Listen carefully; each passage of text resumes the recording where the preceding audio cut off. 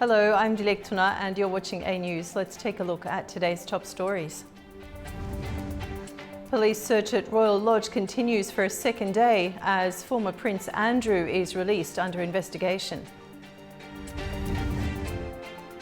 Trump warns Iran to make a deal in 10 to 15 days or really bad things will happen. Iran has promised a decisive response.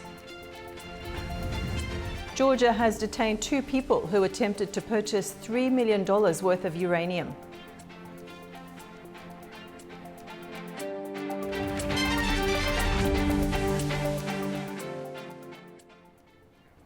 The fallout continues after the arrest of King Charles' younger brother Andrew Mountbatten Windsor. Police searches are ongoing while reactions from the palace, the United States and the public continue to pour in. Police remain outside Royal Lodge in Windsor as searches continue following the arrest of Andrew Mountbatten Windsor on suspicion of misconduct in public office. The 66-year-old was detained on Thursday morning, his birthday, and questioned for around 11 hours. Thames Valley Police later confirmed he was released under investigation. He has not been charged and denies wrongdoing. King Charles, who was not informed in advance, said the law must take its course and pledged the royal family's full cooperation. The case has drawn international reaction. US President Donald Trump called it damaging for the monarchy. It's a very, very sad, to me, it's a very sad thing. When I see that, it's a very sad thing to see it and to see what's going on with his brother, who's obviously coming to our country very soon, and he's a fantastic man, the king. So I think it's a very sad thing. At the United Nations, spokesperson Stefan Dujarric declined to comment directly, but called for stronger investigations into abuse linked to Epstein. For the family of Virginia Giuffre, who accused Andrew of sexual abuse in a lawsuit settled in 2022 and died by suicide last year, the arrest brought emotion and a sense of justice. This is where the house of cards starts falling. And, kudos to the UK for taking the first step, for saying, you know what, we are going to arrest somebody who is held to one of the highest esteems out there, somebody who was a former prince. I mean, this hasn't been done before. And so to know what we should expect, it's really naive to say that we do, but we won't stop. I mean, Virginia said it so clearly in her statements, and I'll say it again here today, we won't stop until justice is served. Across Britain and Europe, newspapers led with a striking image of Andrew slumped in the back of a crossover as he left the police station. Several front pages described an unprecedented moment for the monarchy. Public reaction ranged from shock to relief. I didn't think so, no. I thought he'd go into hiding and get away with it. Yeah, so, no, that's all I've got to say, really. I'm pleased. But the prince, I mean, that's wild. I think people are gonna really be, that affects the whole country, him being on that list. So, yeah, we'll see what happens. The investigation centres on allegations that while serving as the UK's Special Representative for Trade and Investment, he shared confidential government documents with Jeffrey Epstein. Newly released US files suggest he forwarded reports on countries including Vietnam and Singapore. Andrew stepped back from public duties in 2019 over his links to Epstein and resigned as trade envoy in 2011. It is the first arrest of a senior royal in modern times. US President Donald Trump has warned Iran to make a deal in 10 to 15 days or really bad things will happen. The comment comes as Iran and Russia conduct Navy exercises in the Indian Ocean.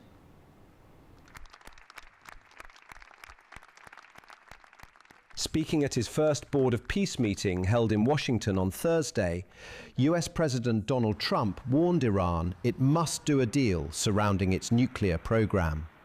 He made the comment after talks in Geneva made no real breakthrough, despite sides saying there was progress. And we do have some work to do with Iran. They can't have a nuclear weapon. It's very simple. You can't have peace in the Middle East if they have a nuclear weapon. And they can't have a nuclear weapon, and they've been told that very strongly. They cannot continue to threaten the stability of the entire region, and they must make a deal. Or if that doesn't happen, I maybe can understand. If it doesn't happen, it doesn't happen. But Bad things will happen. Trump hopes the large build-up of military aircraft in the region piles on enough pressure for a deal to be reached. However, Iran and Russia conducted joint naval exercises in the Sea of Oman and the northern Indian Ocean on Thursday. Navy authorities said the exercises were aimed to promote security and sustainable maritime interactions. The increase of military on both sides in the region comes as Tehran refuses to give up its nuclear program and denies it plans to develop atomic weapons. Iran has promised a decisive response to a military strike, warning that US President Donald Trump's belligerent rhetoric against Iran signals real risk of military aggression. Our correspondent Turaj Shireliliu reports from Tehran. Iran's mission in New York has warned that Tehran will respond decisively and proportionately in the exercise of its inherent right of self-defense under UN Charter if it is subjected to a military aggression by the United States. In a letter to UN Chief and President of Security Council, Ambassador Amir Saeed Iravani cited US President's recent threats on using military force against Iran over its nuclear program. Earlier this month, Tehran and Washington resumed new round of nuclear negotiations mediated by Oman, which were interrupted last June by the Israel-US attacks on Iran. But so far, both sides remain divided, with Washington demanding zero enrichment and Tehran rejecting the call to dismantle its civilian nuclear program, which it describes as a red line. Meantime, head of Atomic Energy Organization of Iran, Mohammad Eslami, defended the country's right to peaceful nuclear program. Speaking on sidelines of a national event on Thursday, coinciding US President's fresh threat of military invasion if a deal is not reached in 10 to 15 days, Eslami said no one can deprive Iran of nuclear energy. While a breakthrough is not achieved following the recent indirect nuclear negotiations, Deputy Foreign Minister for Legal Affairs Kazem Gharibabadi said on Friday that he met with the Chinese and Russian ambassadors in Tehran, discussing with them the latest developments related to the Geneva talks. China and Russia, both permanent members of the UN Security Council with veto power, have backed Iran's right to nuclear program for civilian purposes. Turaj Shireliliu, Tehran, Foreign News. US President Donald Trump says that nations have pledged $7 billion to the Gaza Reconstruction Fund during the first inaugural Board of Peace meeting in Washington. He also proposed a multinational force in the post-war country with troops from Albania, Kazakhstan and Kosovo. But it would require the full disarmament of Hamas and support from Israel, a condition that remains uncertain. Here's more. US President Donald Trump convened the inaugural meeting of his newly formed Board of Peace in Washington, bringing together representatives from nearly 50 countries to advance a reconstruction and stabilization framework for Gaza. During the session, Trump announced that contributing nations had raised more than $7 billion towards an initial relief and reconstruction package. Together, we're committed to achieving a Gaza that is properly governed throughout. The whole area is going to be, so many countries that have really nothing to do with the Middle East, but they may be somewhat close by today. And I'm pleased to announce that Kazakhstan, Azerbaijan, UAE, Morocco, Bahrain, Qatar, Saudi Arabia, Uzbekistan, and Kuwait have all contributed more than $7 billion toward the relief package. That's great. Thank you, fellas. Thank you. Coexistence among Egypt supports the mandate of the Board of Peace. The achievements of the ceasefire is real. Supporting Gaza through the Board of Peace. Several countries outlined their pledges. Qatar committed $1 billion. The United Arab Emirates announced $1.2 billion, while Saudi Arabia and Kuwait each confirmed $1 billion contributions. Kazakhstan offered financial support and wheat supplies as part of humanitarian assistance. President Trump initially included Azerbaijan in the $7 billion package.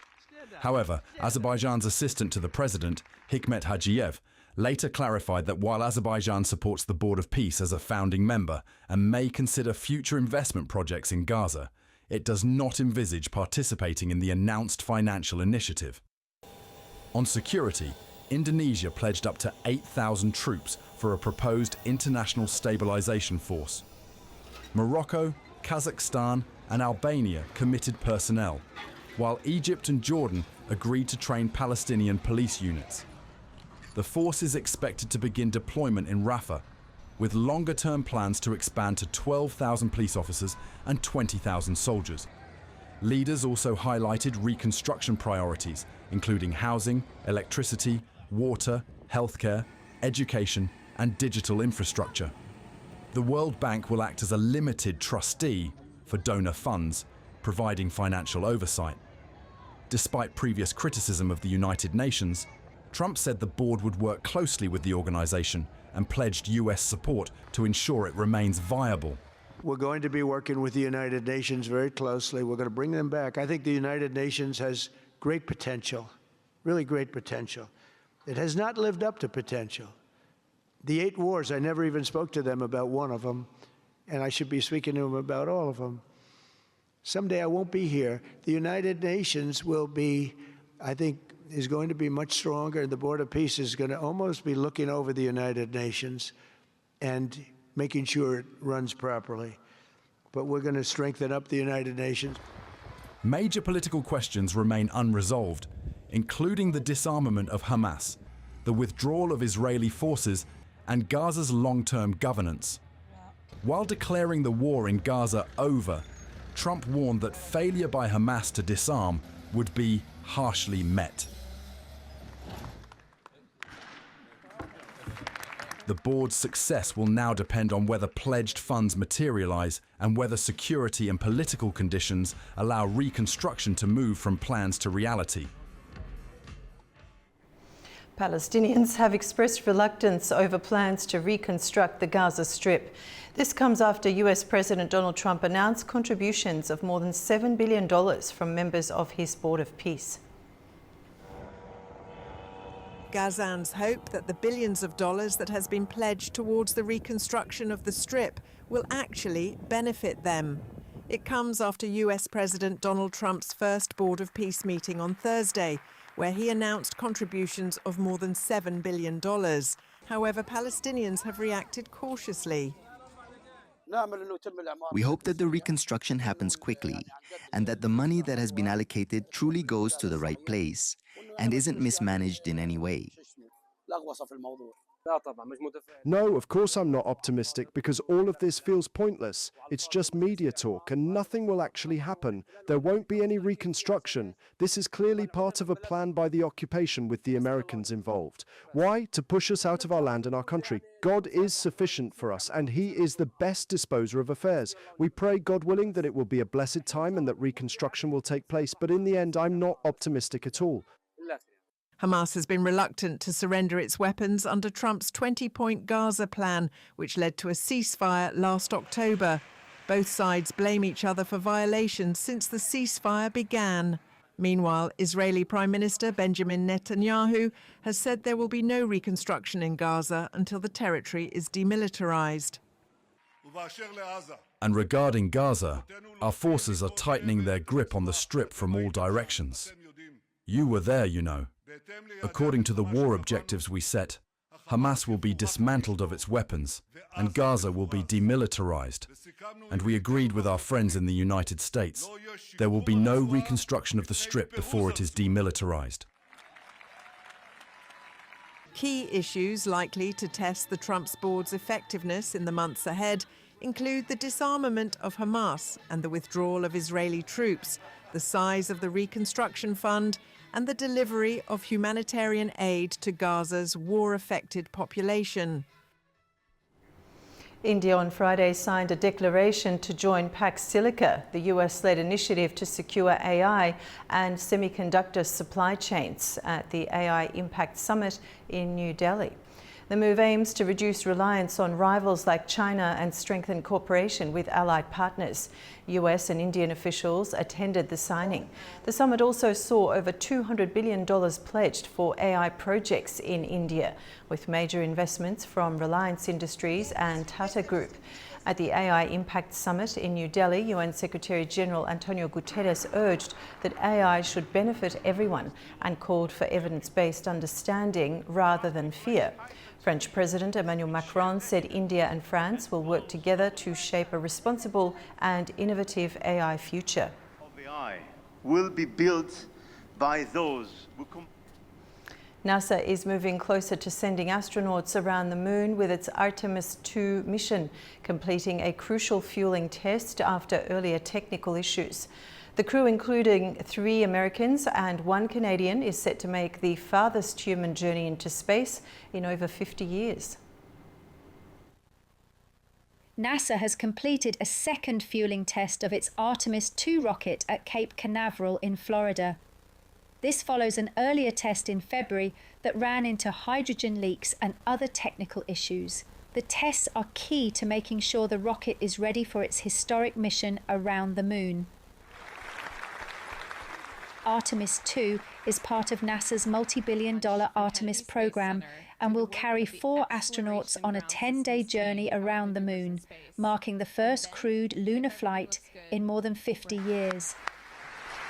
The crew includes 3 Americans, Reed Wiseman, Victor Glover and Christina Koch, and Canadian astronaut Jeremy Hansen. The mission will take humans farther into space than ever before. I'm the commander for the Artemis II mission to the moon. To the moon. To the moon. To the moon.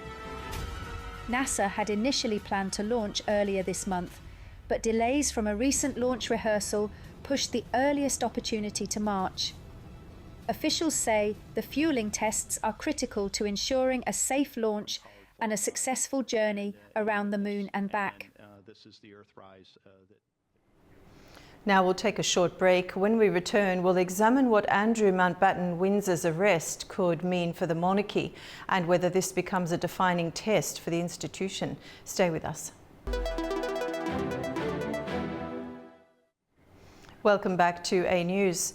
Andrew Mountbatten Windsor has been arrested in the UK on suspicion of misconduct in public office and released under investigation, a moment many commentators are calling unprecedented for a modern senior royal.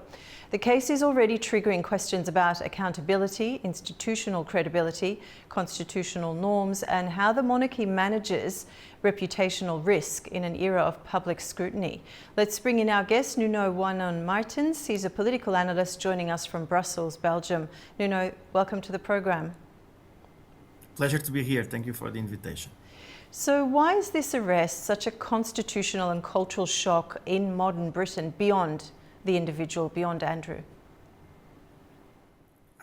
First and foremost, I think that we have to frame the situation within historical fact. It's not completely true that this is completely news for the royal family in Britain. First and foremost, we had different scandals, but it's not also a fact within European royalty history. You had cases in the 19th century where people were basically erased from royal families just because of their behavior.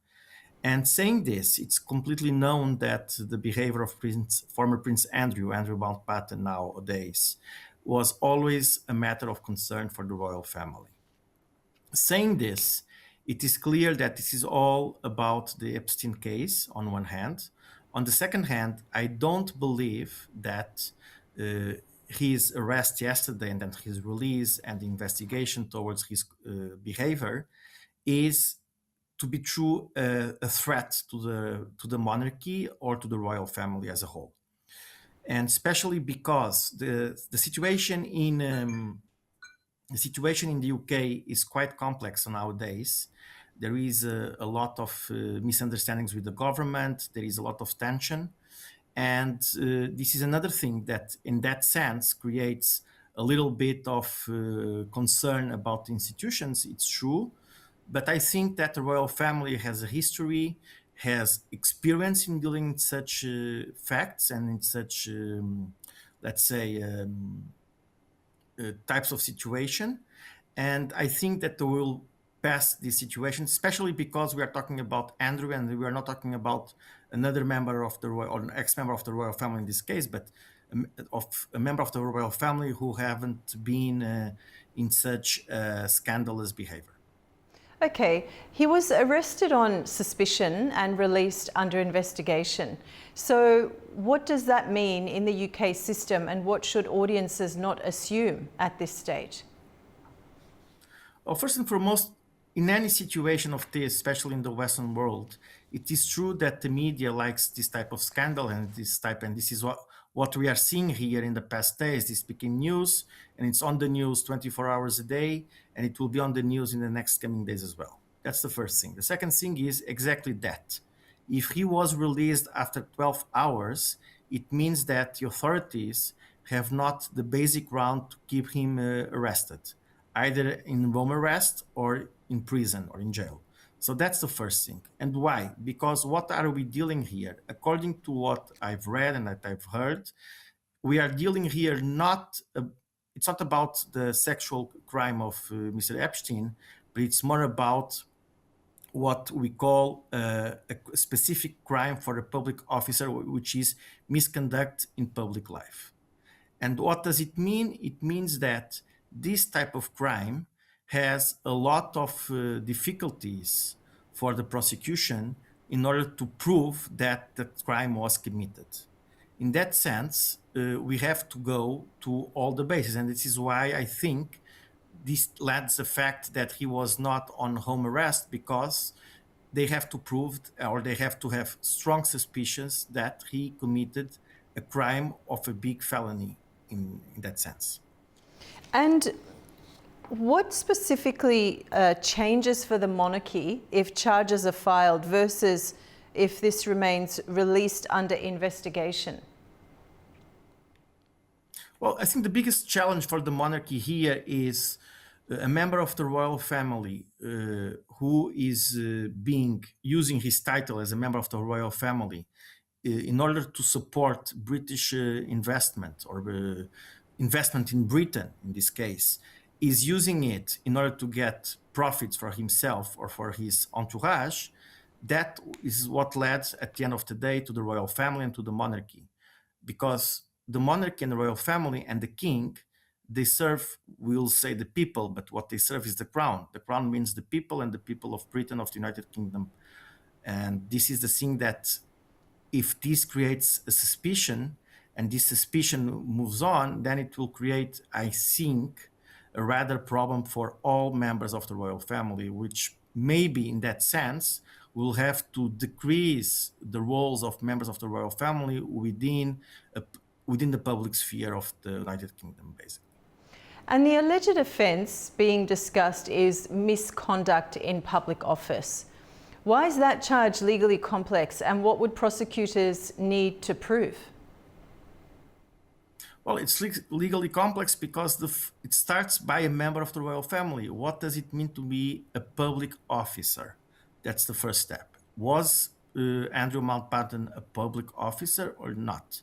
Secondly, what type of misconduct did he do? Did he apparently expose secrets which were considered classified, not classified, restricted, not restricted? What type of secrets are we talking about? Are we talking about economic secrets? Are you talking about... So this is all the types of things that the prosecution has to prove, or has at least to think that there are strong suspicions that this misconduct in public life is to be applied into the specific case of Andrew Mountbatten. So that's the difficulty. Secondly, what is the role of public diplomacy? Or what is the role of economic diplomacy, economic diplomacy in the sense that why especially Western states are entitled to go and to move on economic diplomacy? Because exactly using a prince, they believed, in my view, that this was the best way to attract investment into the UK, into Britain. So the question is, what does it mean? What did he do? Was this on his responsibilities in that role, or it was not? And in those responsibilities, did he violate any law of the Constitution of the United Kingdom, as you know, which is not written, or not? And this is the thing that they have to check, and they have to analyze, and they have to prove. And that's the difficulty. Also, the question of the role of a member of the royal family, and this is I'll go back to what I said before, is exactly that. What does it mean in this specific line of conduct? So these are things that they basically range and make different types of legal issues to be concerned and to be crossed, and basically the prosecution has to understand and has to define what is the best thing to pursue the case. What is interesting in this specific case, that this is all about the Epstein case at the end of the day. This came out because of what was released in the United States, on one hand. On the other hand, this is not about sexual crimes, apparently. This is only about this type of crime, which is misconduct in public life. Now, we've heard King Charles' reaction, and he said the law must take its course. But how damaging is the image of a royal being processed like an ordinary citizen? Does it strengthen the rule of law narrative or deepen institutional embarrassment? I don't think so, exactly because first and foremost, you have to look to monarchy and you have to look to the public institutions, either monarchy or republic, in the way of modernity. And the legal figure of a monarch or the legal figure of the president of a republic is exactly that, or a judge, it's the same thing, which is the person is not the same as the person that entitles the job, meaning that the role of a prince is a role within the institution of a monarchy and the institutional of a royal family, which has 1,000 years of history in the United Kingdom. On the other hand, it's the same thing of the president of the republic. It means that the role of the president and the person doesn't mean that the institution is jeopardized because a specific person has violated that role. I have to remember that in the 1930s, when King Edward VII just left his title to become a normal citizen, it had to apply to him the same rules as another normal citizen, despite the fact that he had, and he still is, and Andrew still is, a member of the royal family by blood. But legally speaking, he's no longer a member of the royal family, at least for, if I'm not mistaken, 2 years.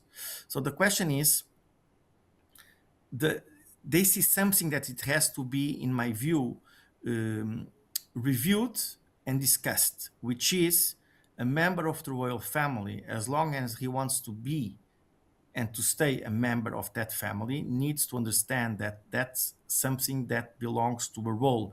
Nobody is obliged, and you saw that with Prince Harry and Meghan Markle, to continue with the same prerogatives of being a member of the royal family, as long as when they leave the royal family, they cannot use that prerogative anymore. So in that sense, I don't think, as I said before, because of the nature of the former prince himself, that can damage the royal family. Now, what will be the strategy of the royal family to deal with the issue? I do believe that the strategy right now has been the best, which is to leave to the justice exactly what the justice does to a normal person in the United Kingdom, which is, if the person is suspicious to commit a crime, has to be investigated. I think the question still has to be asked, though, how does this hit King Charles' reign specifically? Is the risk reputational only, or does it provoke deeper questions about governance and accountability? It will always create those questions. Governance and accountability are part of the public sphere. And you know that both the media and both the public, they like to have someone who has a public role to be accounted by its own acts. So the fact is that will always have to be considered. But in my view, I don't believe that the king himself will be damaged by the case, at least as we are speaking now today on 20th of February. There is nothing in that sense that can be related to a misbehavior by the king because of his brother or by any other member of the royal family because of even, let's go to a different example, the children of Andrew Mountbatten. Can you responsible them for being the children of Andrew Mountbatten? I don't think so. It's the same thing. As long as they were not involved in the activities of their father. So here's the same thing.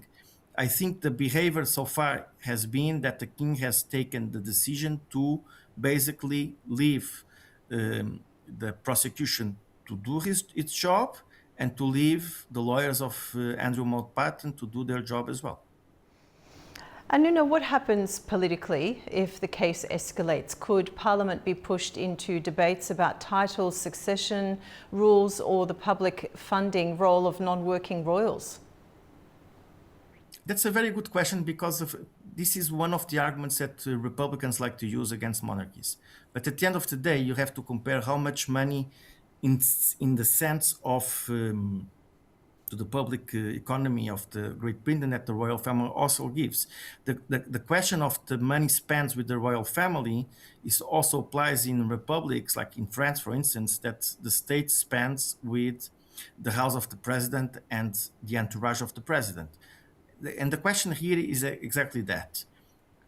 I think the problem here is not about how much money the state spends with the royal family, but how much money the state spends with certain members of the royal family, and they use that prerogative again for their own benefit. And that's the mistaken, because you are using public money. And then also I go to the situation of the public role that was used by Andrew Mountbatten, which is exactly the point to know that if he used that public role in order to get benefits, then clearly this is a violation of the laws of England, in the sense that he was getting public money, and on the top of that, he was getting private money to fulfill his job, and that's, in my view, illegal.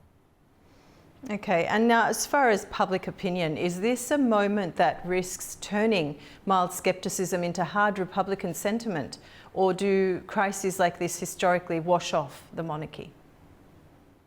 So if you look to the polls have increased in anti-monarchical sentiment in the UK, but which is not too big, but still it's much bigger than 20 years ago. I do remember that in 1992, if I'm not mistaken, that was considered to be the annus horribilis for former Queen Elizabeth II. And the monarchy went a little bit down also in its polls on the sentiment of the people regarding the royal family.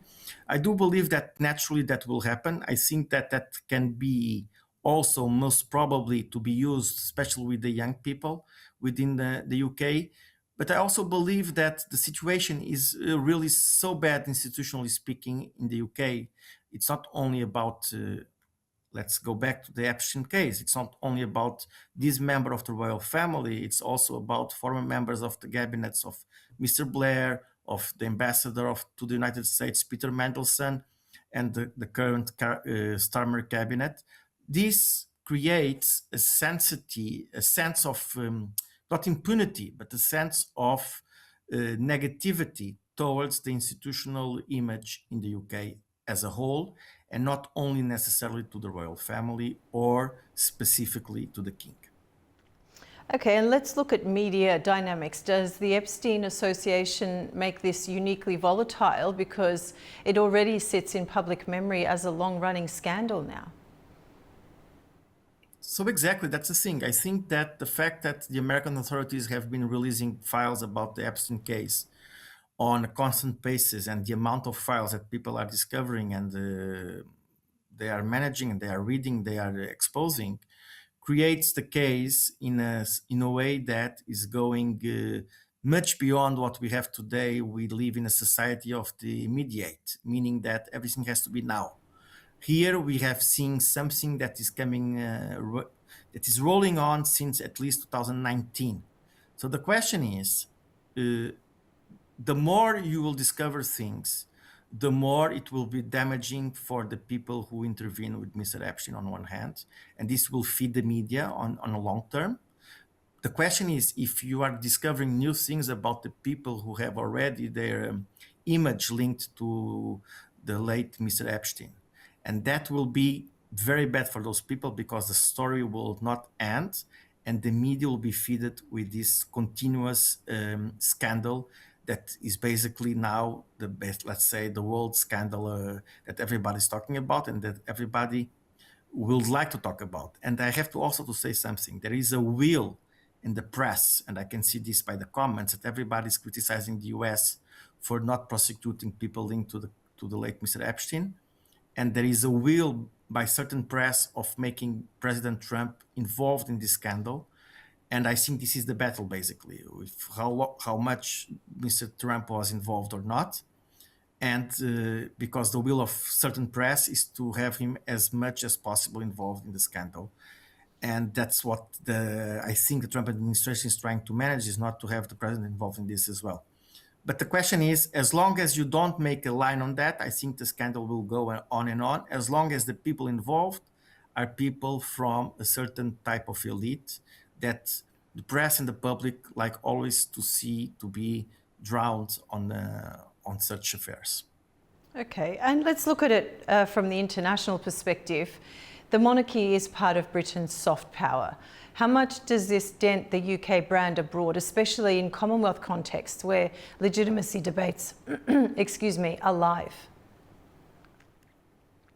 Well, this will give some power to some Republican sentiments in Australia or Canada, for instance, certain islands in the Caribbean.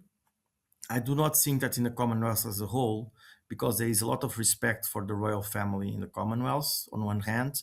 You know that the royal family has some leverage with other monarchies, especially in the Arabic monarchies as well.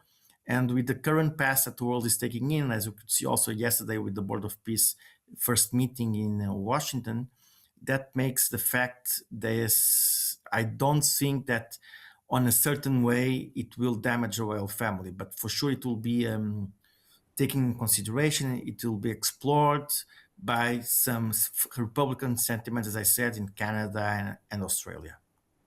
Okay, now the bottom line, my last question to you, Nuno, is this a contained scandal around one individual or a crisis moment that forces the monarchy to modernise faster?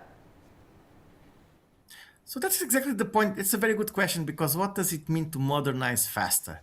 The question is that the monarchy has 1,000 years and it has to modernize every century, because things develop with time, and still the monarchy, especially since the Glorious Revolution of 1660, modernized according to times. They had other scandals. They had scandals in the 18th century, they had scandals in the 19th century, they had scandals in the 20th century, and they managed to survive and they managed to continue. It will all depend on the role of the king or the queen, if that will be the case, not in the next generation or two. But the question is, this will be the most important thing. It was, I think, much more difficult to have a king abdicating in the 1930s, as I said before, rather than to have a prince who everybody knew had a certain behavior that was not kosher on one hand, and who was not popular among the elites. He was not popular among the population, rather than to have what you have in the royal family, which you have the king, who changed also his posture regarding the time. He became king quite old in life. And he also had his own scandals in the 1980s and 1990s, which are not comparable to the scandals of Andrew Mountbatten, of course, but still. And secondly, the role of Prince William, who will be the next king of the United Kingdom. Nuno, thank you so much for joining us today. Thanks for your analysis. My pleasure. Thank you. Now, after the break, we'll take a look at the major stories from the region.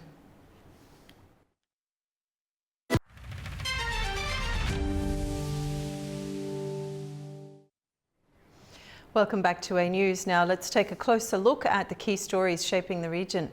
Georgian security forces say they've foiled an alleged plot to acquire and move radioactive material out of the country, arresting 2 foreign nationals in a counterintelligence operation. Our correspondent, Nini Nikolashvili, has more from Tbilisi. The State Security Service of Georgia says 2 foreign nationals have been arrested in Kutaisi for attempting to illegally purchase nuclear material, uranium and radioactive substance, cesium-137. According to the agency, the suspects were planning to buy the materials for $3 million and transport them to another country. The arrests were carried out by officers from the State Security Service, Counterintelligence and Special Operations Department after processing operational information. Authorities say that the suspects had been traveling to Georgia frequently in recent weeks. They were reportedly trying to create favorable conditions to purchase and move the nuclear and radioactive substances. The State Security Service warned that uranium and cesium-137 can be used for serious criminal acts, including terrorist purposes. Notably, it's not the first such case. Last year, in Batumi, 2 people were detained for handling and attempting to sell $3 million worth of uranium, which could have been used to make a deadly bomb. Nini Nikolaishvili, Tbilisi, A-News. During the Board of Peace meeting, US President Donald Trump highlighted the peace declaration signed by Azerbaijan and Armenia in Washington last year, emphasizing that there is nothing more important than peace. You think that was easy? It wasn't easy. These are 2 tough people, good people, but tough people. But, you know, we're in the Oval Office, and we were getting near. But the one was at one side of the room. I have 2 chairs right in front of the desk, the beautiful, resolute desk. One's over here. One's on the other side of the room. I said, fellas, could you get a little closer? Well, I don't know. They felt very uncomfortable. You know, they've been killing each other for 32 years. So I say, can you get a little closer? After 1 hour, they were right next to each other. We made a deal. They hugged. They signed. And we had peace with 2 very important countries. And I'll never forget it. So they started off a little weak, and they ended up really strong. And you can be very proud of yourselves. It was a beautiful thing to see. Thank you. Look at that. Do you believe it? 32 years. Thank you. Thank you very much. Kazakhstan has indicated its willingness to send troops to Gaza to help with rebuilding efforts. Kazakh President Kassym-Jomart Tokayev made the proposal at the first meeting of US President Donald Trump's Board of Peace in Washington on Thursday. Kazakhstan has announced its readiness to deploy military units as part of the International Stability Forces, a mission expected to be deployed in Gaza. The announcement was made by President Kassym-Jomart Tokayev during the first meeting of the Peace Council in Washington. According to Tokayev, Kazakhstan is considering sending military personnel to Gaza, including medical staff as well as observers to a civil-military coordination center. Beyond security assistance, Kazakhstan has also signaled its intention to participate in Gaza's reconstruction through international companies. Planned projects largely financed from the state budget could include the rebuilding of infrastructure, housing and social facilities such as schools and hospitals, as well as large-scale debris removal. The Kazakh president also outlined a broader humanitarian and development package. Over the next 5 years, Kazakhstan plans to provide 500 educational grants to Palestinian students and share its experience in digital governance and e-government systems. As one of the world's major wheat producers, the country has also expressed readiness to support food security initiatives in Gaza and beyond. Hariza Kalimurdina, Almaty, A-News. Uzbekistan has strengthened its strategic partnership with the United States during President Shavkat Mirziyoyev's visit to Washington, signing a $1 billion critical minerals agreement and advancing broader trade and investment cooperation. Uzbekistan and US-based Traxys have signed a $1 billion agreement on the extraction and supply of critical minerals, one of the key outcomes of President Shavkat Mirziyoyev's working visit to Washington. The project oversees cooperation in the development of tungsten, molybdenum and black shale deposits, with projected production capacity of 150 tons per year. The agreement builds on earlier memorandums in the field of rare earths and strategic resources. Traxys confirmed plans to open a representative office in Tashkent as part of expanding long-term cooperation. The minerals deal was signed alongside a broader package of agreements covering energy, agriculture, infrastructure and financial market development. Bilateral trade between Uzbekistan and the United States has exceeded $1 billion, with around 340 American companies operating in the country. During meetings with the U.S. Commerce Secretary, Trade Representative and the leadership of Exim Bank and the U.S. International Development Finance Corporation, the sides discussed advancing a 3-year $35 billion economic cooperation program and launching a joint investment platform to support priority projects. Uzbekistan's accession to the World Trade Organization was also addressed, with Washington expressing continued engagement on the process. As part of the visit, President Mirziyoyev also participated in the inaugural Peace Council meeting in Washington, where he expressed Uzbekistan's readiness to contribute to reconstruction efforts in Gaza, including housing, schools and medical facilities. It is Sivil Rajapur reporting from Tashkent, Uzbekistan A News. Turkey has signalled its readiness to train, police, rebuild the health and education sectors and contribute troops as part of Gaza's reconstruction. Foreign Minister Hakan Fidan made the commitments at the inaugural meeting of US President Donald Trump's Board of Peace in Washington on Thursday. Turkish Foreign Minister Hakan Fidan said Turkey is ready to assist in the rehabilitation of Gaza's health and education sectors and help train police forces in the embattled Palestinian territory. Fidan made the remarks in Washington at the inaugural meeting of the Board of Peace chaired by U.S. President Donald Trump. He stressed Ankara's continued support for U.S.-led peace efforts and stated that Turkey was prepared to provide troops for a proposed international stabilization force for Gaza. According to Fidan, the ceasefire in Gaza was achieved after 2 years of human suffering, crediting what he described as President Trump's personal engagement and collective diplomatic efforts for the breakthrough. But he went on to warn that Gaza's humanitarian situation remained fragile and that ceasefire violations continue to occur, calling for a prompt, coordinated and effective international response. Our message is this: whether it's humanitarian aid, the administration of Gaza, infrastructure and superstructure services, or contributing to international stabilization force, we are ready to provide all kinds of support in all these areas. Several other countries have already pledged to send troops for the proposed stabilization force, including Indonesia, Morocco, Kazakhstan, and Albania.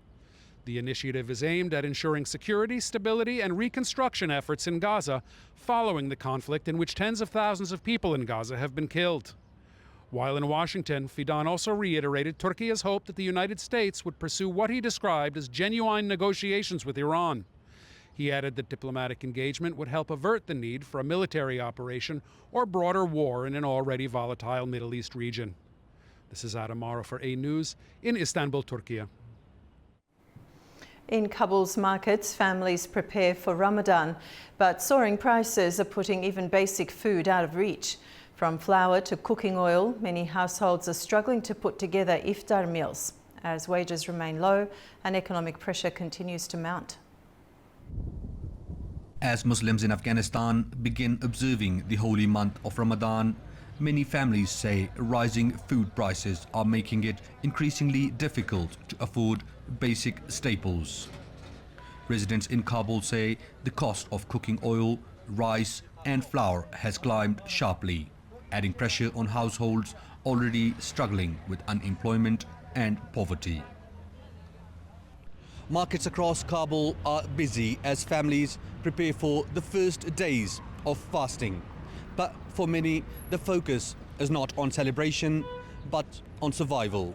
With incomes low and prices rising, even basic items for iftar are becoming harder to afford. In markets across the capital, sacks of flour, bottles of cooking oil, and piles of vegetables line the stalls. But traders say customers are buying less than in previous years. Many families are now limiting purchases to the most basic items needed to break their fast. Compared to last year, prices have increased a lot. A bottle of cooking oil is around 2,300 Afghanis, and a sack of rice costs about 4,000 Afghanis. We cannot afford to buy rice. It has been a long time since we last bought any. Afghanistan's economy remains fragile, weighed down by sanctions, reduced humanitarian assistance, and limited employment opportunities. Aid agencies say millions of people continue to depend on assistance to meet their daily food needs. Laborers and small vendors say incomes have fallen, even as the cost of essential goods continue to rise ahead of Ramadan. Prices have doubled. During this Ramadan, I cannot afford to buy 10 litres of cooking oil. So far, I have only earned 50 Afghanis. Despite the economic hardship, many say Ramadan remains a time of faith, patience, and charity, with communities still trying to support one another. Ramadan is observed by Muslims worldwide with fasting from dawn to sunset. But in Afghanistan, for many families, the holy month is unfolding against the backdrop of deepening economic strain. In Azerbaijan, an international conference themed neo-colonialism and global inequality in Baku has gathered political movements and legal experts to examine the impact of neo-colonialism and global inequality. Here's more on the initiative from Aytan Shukurova.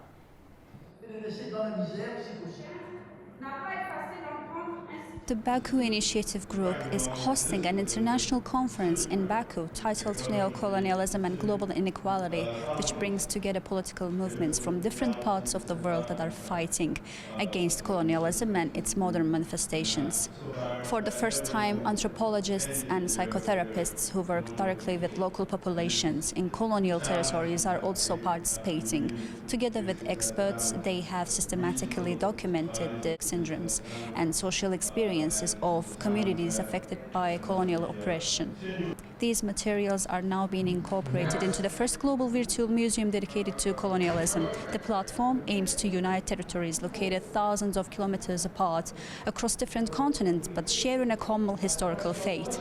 Organizers say the initiative is designed not only to preserve collective memory but also to transform documented injustices into part of international legal and political discourse, including engagement with relevant UN structures such as the C24 Committee and the Human Rights Council.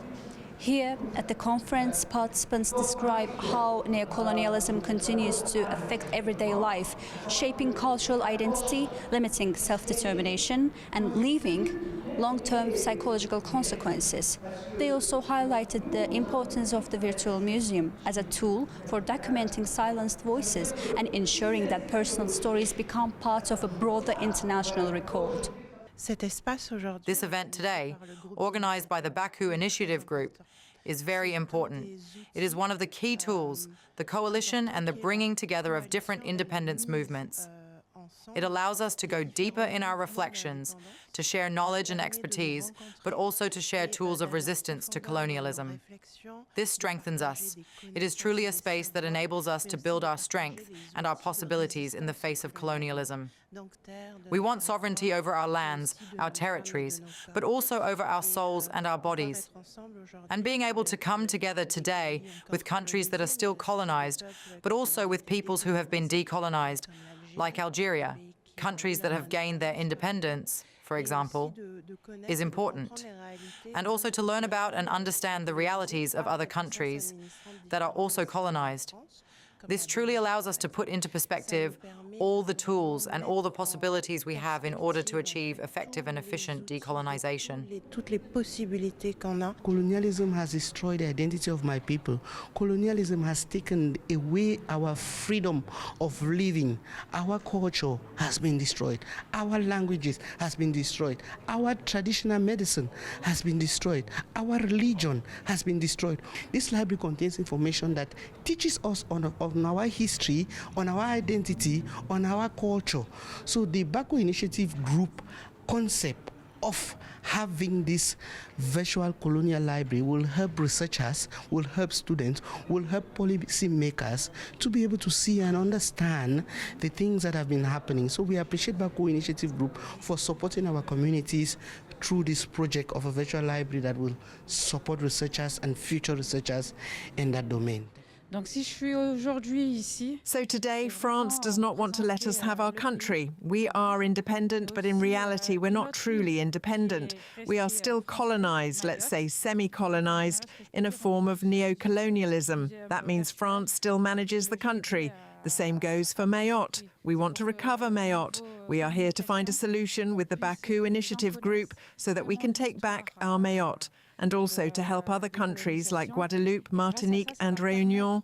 We all sincerely want to be independent. We have nothing against France. We rather have a problem with the system. This system has lasted for centuries, and this time we need change. In terms of communication and understanding, people will truly get to know the history of colonization with this virtual museum. And thanks to that, it will especially help young people who don't know what is happening.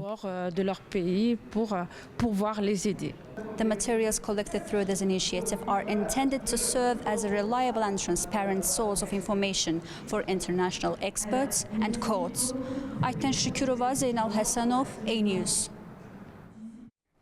And that's the news for this hour. Stay tuned to A News for more updates, and thank you for watching.